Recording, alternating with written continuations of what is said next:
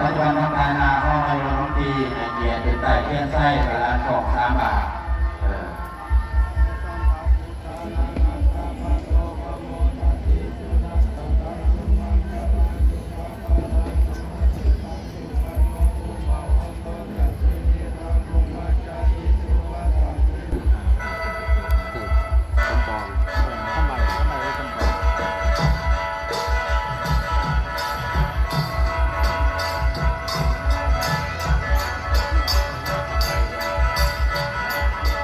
จังมีบางมือมือเพิ่นมือสันจังว่าบางวันบักมือมันบักดีจังว่าบักดีถืออารมณ์ป่าโซเมื่อนี้มือหายถูกหายโศกและหายโรคข้าบันป่าบ่ลาหน้าออกพันสาราเจ้านี่ภูเขาเต้าลวกสามัคคีดูคนไปดีในเมืองนี้ให้แดงความเจริญโอ้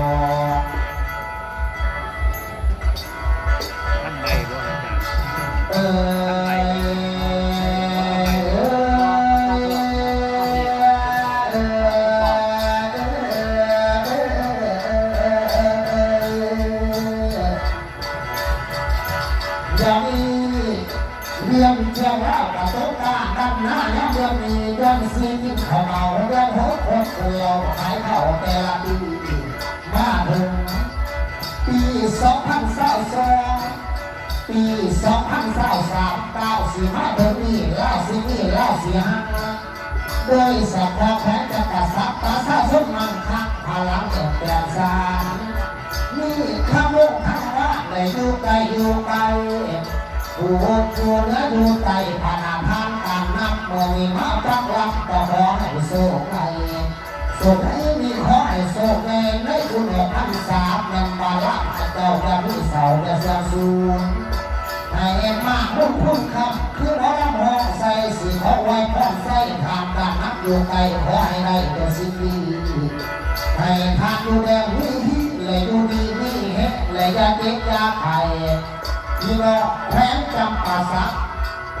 และบรรดาทางการนับคือสัพพะไพงามีสัพพะลูกค้าจะได้เข้ามาไปด้วยผู้นำฟังร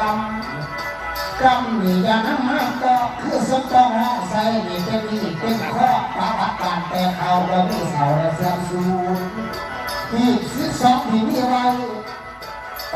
พันสายไหนเพิ่นก็ได้มาเหตุอื่นนั้นสวงเพื่อปฏิบัติการแต่เขาเราไม่เสาเสื่อมสลายนอนการทางการนับแฟนจำปาสักนี่กระบอกที่ห้าเอาใจใส่จุดหนักที่ว่าจังแนวดีครับจังแนวดีครับกำลังแนวดีหาเมื่อนี้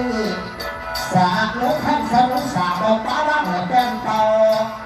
แฟนจำปาสักห้าวันนี้สูญเสียเสาและเป็นเจ้านางตัว